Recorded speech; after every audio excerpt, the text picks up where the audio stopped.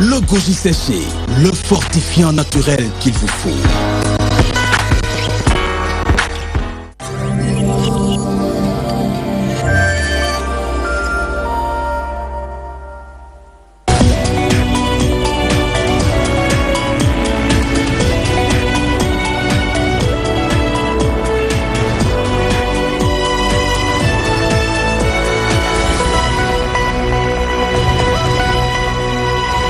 Il est 20h, bonsoir à tous, voici les titres de l'actualité de ce vendredi. 2 ans d'emprisonnement pour le maire de Sacré-Cœur-Mermoz. C'est la peine requise contre Barthélémy Diaz par le procureur. Ses avocats évoquent l'incompétence du tribunal à juger ce dossier. De nombreuses réactions fusent déjà de partout. Visite du ministre Sidiki Kaba à Jérusalem. Le mouvement MeToo demande sa démission. Il assimile ce déplacement en territoire israélien à une alliance coupable. Une manifestation est prévue vendredi prochain. La sécurité sociale au Sénégal, un système qui peine à se démocratiser. Seuls 20% des entreprises en bénéficient, ce que beaucoup déplorent. La caisse de sécurité sociale mène la sensibilisation. Métier de cette semaine, la menuiserie aluminium, un métier qui séduit de plus en plus les jeunes. Des difficultés ne manquent pas, mais les professionnels du secteur arrivent à tirer leur épingle du jeu.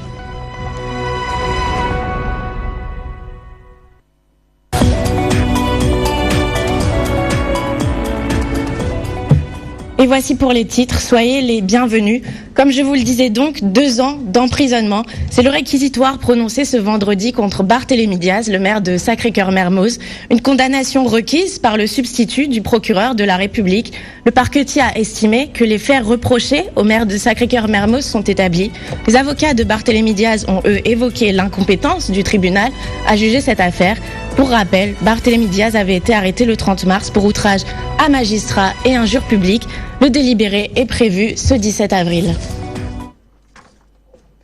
Et l'actualité de ce vendredi est également marquée par des ONG de défense des droits de l'homme qui viennent au secours de Lamine Diack, mise en examen pour corruption dans des cas de dopage étouffé d'athlètes russes. Cela fait 2 ans que l'ancien président de la Fédération internationale d'athlétisme est retenu sur le sol français. La rencontre africaine pour la défense des droits de l'homme, la Ligue sénégalaise des droits humains ainsi que le Forum du justiciable dénoncent ce qu'ils considèrent être une atteinte aux droits fondamentaux de l'accusé. Par ailleurs, il déplore une absence de protection diplomatique par les autorités étatiques. Le point, c'est avec Eladji Moussabey. Dans un élan humanitaire, la société civile élève la voix pour s'indigner du caractère discriminatoire, voire tropical, dans le traitement du dossier Lamine Diack au plan international. La RADDHO, la Ligue sénégalaise des droits humains et le Forum du justiciable portent le combat. Ce n'est pas la personne qui choisit de se mettre sous le coup d'une procédure judiciaire. À partir de ce moment, s'il est en liberté, même surveillé, contrôlé, vous ne pouvez pas lui dire vous n'avez plus aucun droit. Donc c'est maintenant que nous pouvons dire de façon formelle et de façon crédible que cette procédure ne respecte pas les droits de M. Lamine Diack. Après plus de 2 ans sous contrôle judiciaire, ces ONG de défense des droits humains déplorent l'immobilisme de l'État du Sénégal pour apporter au Sieur Diack une assistance consulaire.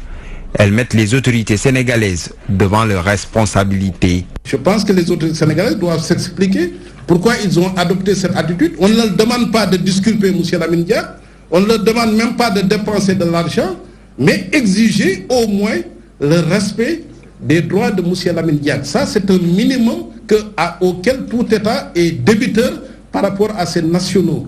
La famille Diack, qui a également participé au face-à-face avec la presse, renseigne de la saisine des autorités dans cette affaire. Effectivement, nous avons fait des demandes qui n'ont pas été suivies des faits, mais toujours est-il que on pense sincèrement qu'il y a des choses qui sont faites. Maintenant, on attend de voir. Il le vit comme une personne de 85 ans. Voilà, c'est-à-dire une personne qui a l'âge de ses artères, qui a du mal, mais qui a quand même un bon musulman. Au-delà de leur position de lanceur d'alerte, la RADDHO, la Ligue sénégalaise des droits humains et le Forum du justiciable comptent sous-tendre leur engagement par de l'objectivité et invitent l'opinion, elle aussi, à manifester son soutien au sieur Lamine Diack. Et Sidiki Kaba s'attire les foudres des Sénégalais. Le mouvement MeTooDeug exige en effet la démission immédiate du ministre des Affaires étrangères. Il s'indigne de sa visite en Israël au mois de mars et plus précisément de sa visite au mur des lamentations. Le mouvement compte faire une marche vendredi prochain pour manifester contre cet acte qu'il juge irrespectueux envers la population palestinienne, ainsi qu'envers la communauté musulmane. Nous l'écoutons tout de suite. Pape Moussa Sow au micro d'Adia Radiaï. Kaba a fait n'engage pas le peuple sénégalais, n'engage pas les musulmans que nous sommes. Donc encore une fois, le peuple palestinien s'est tellement indigné qu'il a demandé que l'on fasse des excuses publiques. Nous allons leur montrer que le peuple sénégalais, l'islam, le mouvement MeTooDeug, fidèle à ses engagements, va réitérer le soutien que le Sénégal a toujours eu par rapport au peuple palestinien, par rapport à la défense des lieux de culte. Parce que la mosquée Al-Aqsa est un lieu de culte que le prophète sallallahu alayhi wa sallam nous a exigé de protéger. Donc c'est dans ce sillage que nous sommes décidés pour aller en marche, pour aller montrer cette indignation. On l'a fait par la parole, on peut le faire par l'acte et on le fera. C'est que nos grands dignitaires de ce pays, Cheikh Ahmadou Bamba, Cheikh Ibrahim Niass, Seydi Hadji Malick, ont toujours magnifié leur soutien par rapport au peuple palestinien. Donc Beit el-Maqdis est notre patrimoine culturel et une obligation de Dieu. On va le faire le vendredi, Inch'Allah, sans aucune compromission par rapport à ce que nous sommes en train de faire.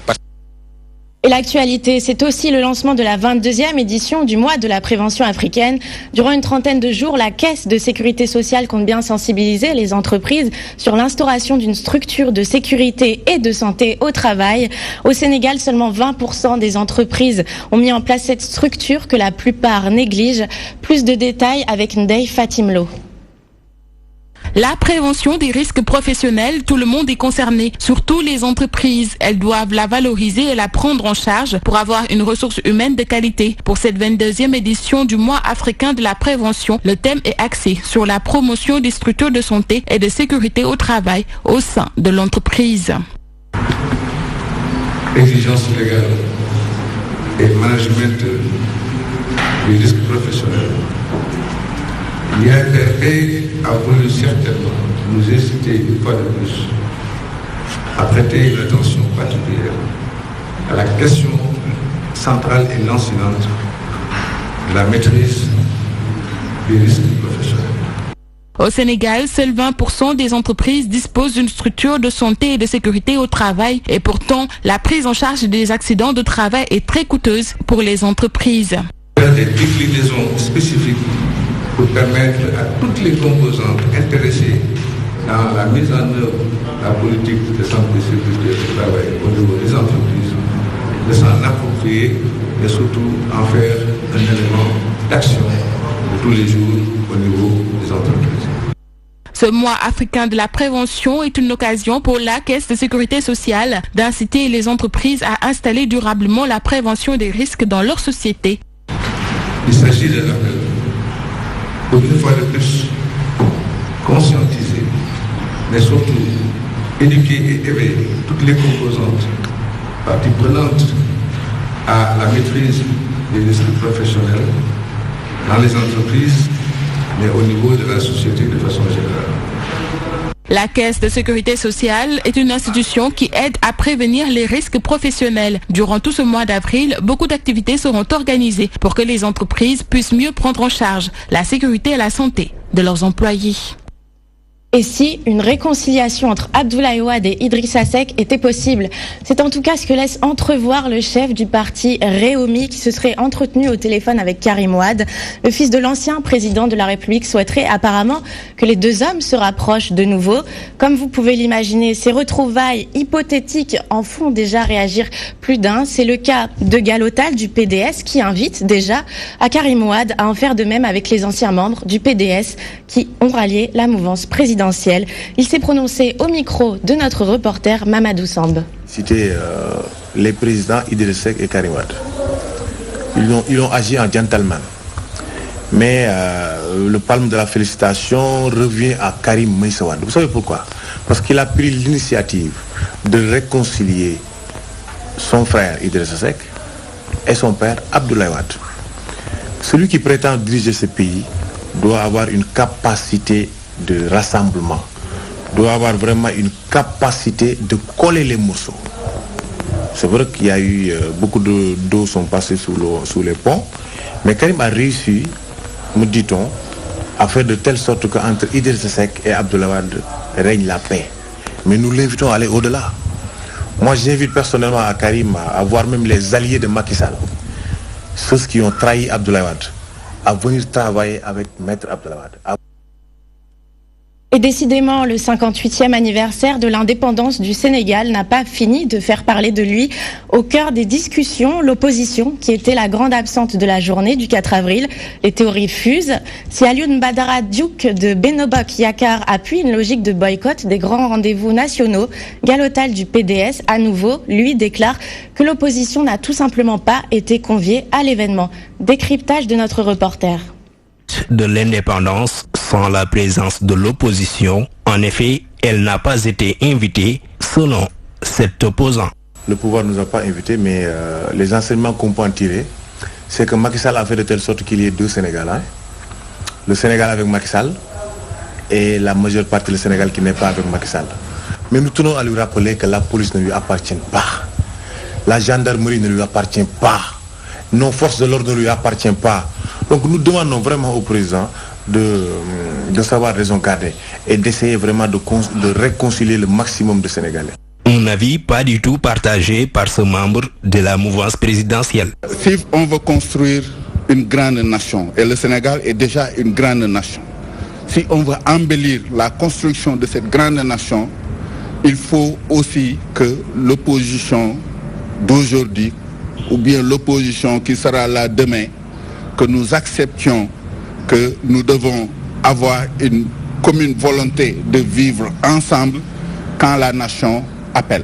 L'opposition est-elle dans une logique de boycott au point de manquer la fête de l'indépendance du Sénégal? La réponse de nos interlocuteurs. C'était un rendez-vous de communion du peuple sénégalais et de tout le peuple sénégalais, de quelque bord qu'on se trouve. Quand il y a la nation, quand il y a la République, je pense qu'il n'y a plus de couleur politique. Le boycott ne fait pas partie du vocabulaire du Parti démocratique sénégalais. Abdoulaye n'en parle pas.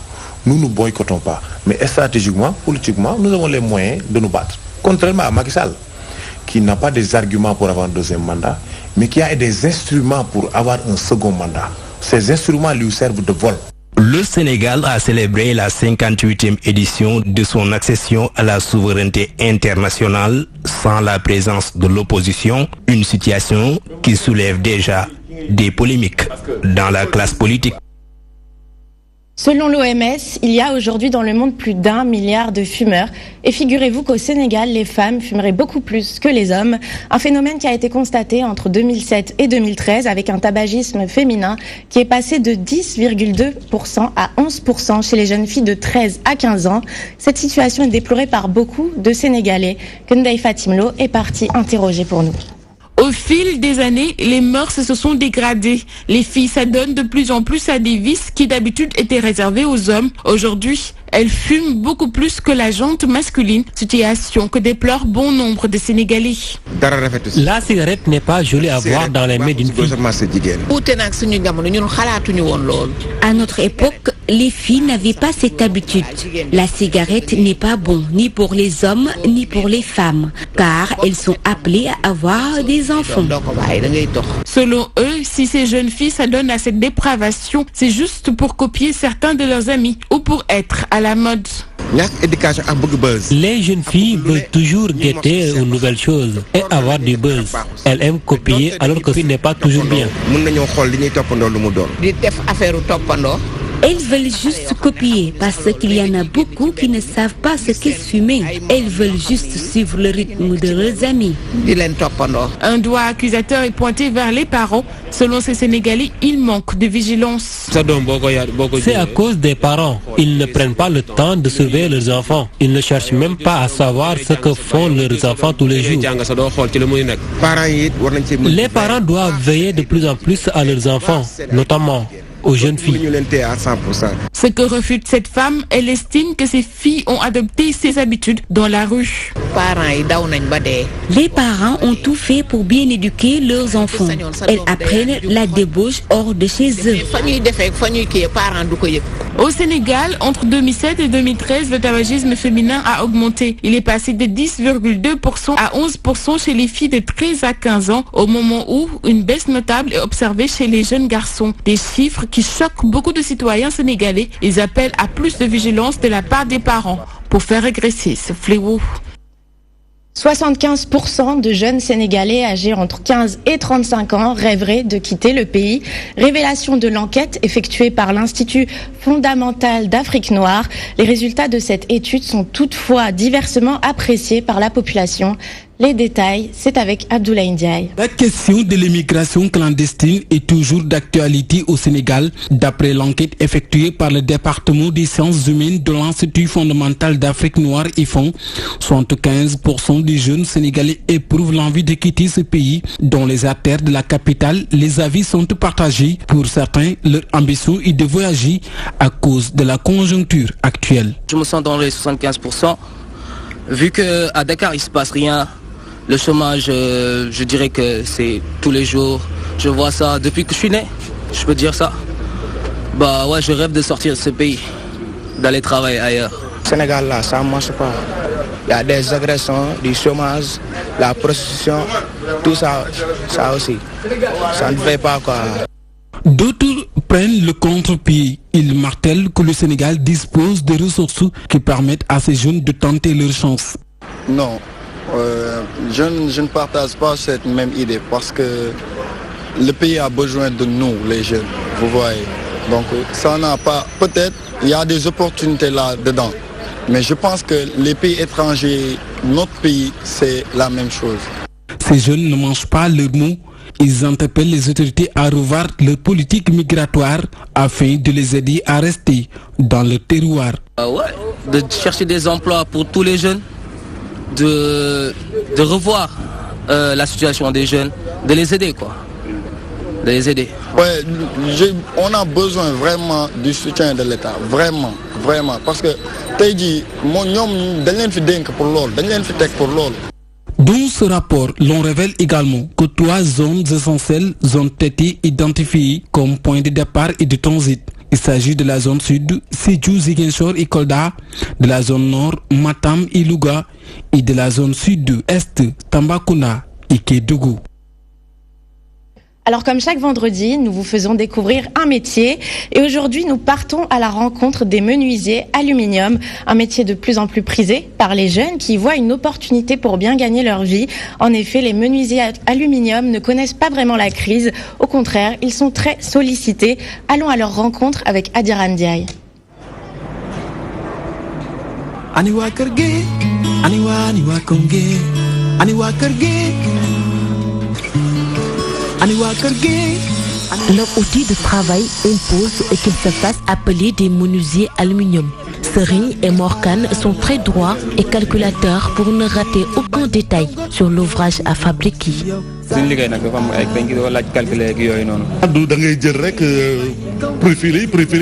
Ce sont des barres préfabriquées et ça vient de l'extérieur. Chaque barre a sa spécificité, un nom.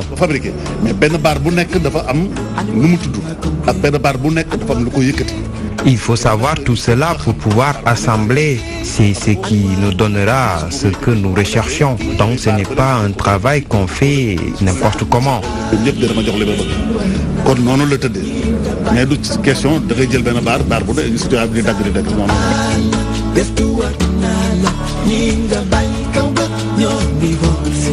Les portes et les armoires sont aussi leur affaire, raison pour laquelle ces professionnels en aluminium sont quelque part des concurrents des menuisiers en bois.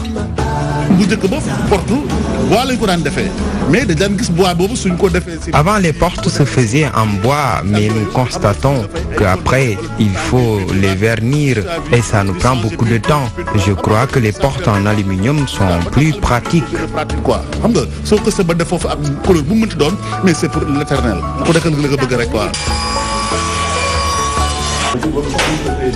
Morkan confie que l'aluminium est très dangereux pour les yeux, mais ces jeunes ouvriers ne se protègent guère.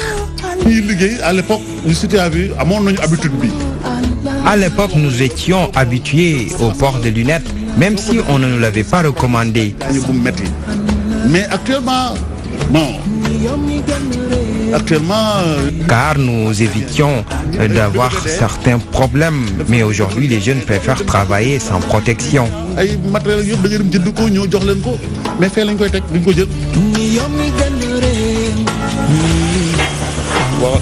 C'est juste une habitude, parfois tu te rends même pas compte que tu te mets en danger. Nous savons bel et bien que nous devons porter ces lunettes. Au travail très sollicité par les Sénégalais. D'ailleurs, ces menuisiers y trouvent bien leur compte. Aujourd'hui, on gagne mieux notre vie. Alhamdulillah, on ne se plaint pas. Franchement, c'est un métier qui rapporte.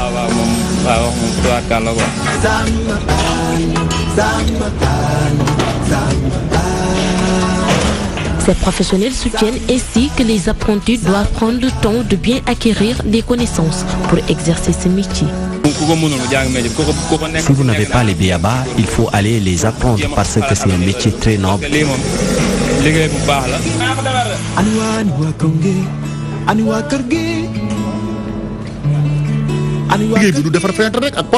Parce que c'est trop facile. Faire des fenêtres, des portes, c'est facile. Il n'y a pas que cela. Il faudra approcher un professionnel du métier pour pouvoir acquérir les connaissances qui ici.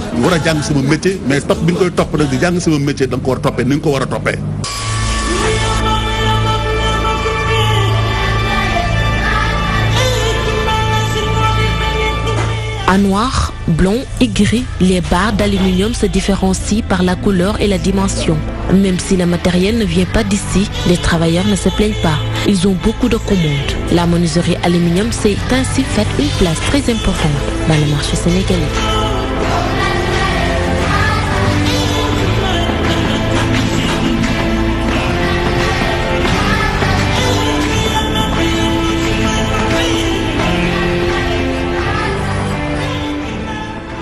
Merci Adira Ndiaye. Et la communauté internationale célèbre ce 6 avril la journée mondiale du sport au service du développement de la paix. Une journée qui vise à célébrer le rôle du sport dans l'éducation, la santé ainsi que le développement humain. Au Sénégal, les autorités en charge ont tenu à marquer cette journée à travers un panel sur la biomécanique et les sciences de l'entraînement en présence du ministre des Sports. Sur place, Mansour Sow.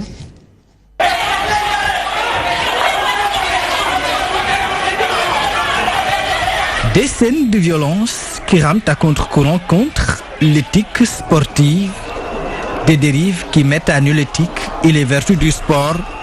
L'éthique se doit donc maintenant d'interroger le sport et ses errements.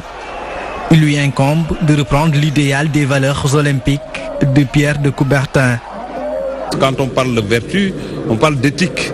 Et sans éthique, sans règles, sans vertu, on ne peut pas développer quelque discipline que ce soit. Nous en avons besoin parce que le monde au-delà du sport est un monde qui est aujourd'hui menacé par l'insécurité, par le terrorisme, par beaucoup de choses. Et ce qui alimente cette question extrêmement difficile, c'est le manque de vertu, l'incompréhension qui peut diviser l'ensemble des acteurs. Et le sport a la chance de pouvoir aujourd'hui réunir l'ensemble des peuples, quelle que soit leur divergence. Il convient dès lors de revisiter ces valeurs cardinales qui ont toujours soutenu la pratique sportive, un travail auquel s'attellent les autorités du Sénégal à l'occasion de la journée mondiale du sport autour d'un panel. Nous avons décidé cette année de célébrer cette journée à travers une conférence scientifique. Généralement, c'était des conférences qui tournaient autour de la pratique, de l'entraînement, des fois sur l'économie, sur le social, mais aujourd'hui nous avons pu nouer un contact avec l'université de Mainz, Gutenberg de Mainz en Allemagne, pour en tout cas tenir cette conférence, un panel. La biomécanique, la physiologie et les autres domaines, tout est lié. C'est une conception holistique qui dit que le corps c'est un tout. on ne peut pas séparer les autres. Un ne peut pas aller sans l'autre. Cette rencontre est à l'initiative du ministère des Sports et du CNOS, le Comité national olympique et sportif sénégalais. Elle a vu la participation de plusieurs directeurs techniques nationaux. Une célébration de la Journée mondiale du sport, à l'instar de la communauté internationale. Et l'actualité, c'est aussi l'expérience russe qui est donnée en exemple aux acteurs sénégalais du privé. Une délégation de l'Union nationale des associations de commerçants, opérateurs et investisseurs viennent de boucler un séjour à Moscou. Une occasion pour eux de nouer des partenariats avec des hommes d'affaires russes. Ces derniers comptent d'ailleurs séjourner au Sénégal du 23 au 30 avril pour une visite d'affaires. Écoutons tout de suite au micro de notre reporter Aladien, le secrétaire permanent de l'Union des commerçants Unacois Yessal, ainsi que le docteur Souleymane Anta Ndiaye, ministre conseiller et chef du bureau économique à l'ambassade du Sénégal en Russie. Ratifier une convention, cette convention sera signée ici. C'est des hommes d'affaires qui s'intéressent au Sénégal, qui s'intéressent à l'Afrique. Parce que l'Afrique a été toujours présente, la Russie a été toujours présente en Afrique, mais dans le domaine politique en général. Vous voyez ce qui va se passer en Angola. Mais maintenant, sur le domaine économique, ils s'intéressent à l'Afrique en passant par le Sénégal. Nous avions été une délégation d'hommes d'affaires conduite par le président Cheikh Cissé, et on a pu visiter beaucoup d'unités industrielles. Maintenant, les patrons de ces usines vont venir au Sénégal. Ils sont intéressés par le tourisme religieux, par l'agrobusiness, par l'énergie, par les transformations des déchets, en tout cas beaucoup de domaines d'activité. Il y a une place de choix qui est réservée à la diplomatie économique. Le président de la République veut aujourd'hui que la diplomatie apporte sa contribution dans le développement économique du pays. Et à partir de la Russie, nous, c'est ce que nous faisons. Nous encourageons le secteur privé sénégalais à nouer des partenariats gagnants-gagnants avec le secteur privé russe. C'est ce que la délégation de l'UNACOA qui a séjourné à Moscou en décembre dernier a pu faire grâce aussi à la collaboration et au dynamisme qu'il faut saluer de M. Mayorombaï. Ils sont venus en Russie comme des pionniers. Je les ai mis en rapport avec des chefs d'entreprise, des hommes d'affaires, des industriels, des promoteurs économiques. Et parmi ces derniers, une délégation, il s'agit de l'association des entrepreneurs musulmans de la Fédération de Russie. Donc cette délégation-là aura à séjourner à Dakar du 23 avril au 30 avril. Coup d'envoi de la deuxième édition du Festival international de la mode de Dakar, un festival qui va accueillir 20 créateurs de mode africaine. Le thème retenu pour cette année est le prêt-à-porter africain. Objectif, promouvoir la mode locale. Son promoteur Abdou Lahad Gay est au micro d'Abdoulaye Ndiaye. Nous avons fait un constat que la majeure partie des vêtements que portent nos populations, c'est des vêtements qui nous viennent de l'extérieur, alors que les compétences ont toujours existé au Sénégal. Raison pour laquelle on a jugé nécessaire de pouvoir faire appel à nos populations, mais aussi à nos créateurs, de réfléchir sur un point qui est le prêt-à-porter et essayer aussi de créer une synergie entre les créateurs et les consommateurs pour un Made in Sénégal. Je lance un appel à nos dirigeants que des zones comme nous qui portent des projets, qui sont des projets porteurs et vraiment bénéfiques, non seulement pour nos créateurs, mais pour aussi le Sénégal. Le FIMODAC de 2018 est différent des autres événements.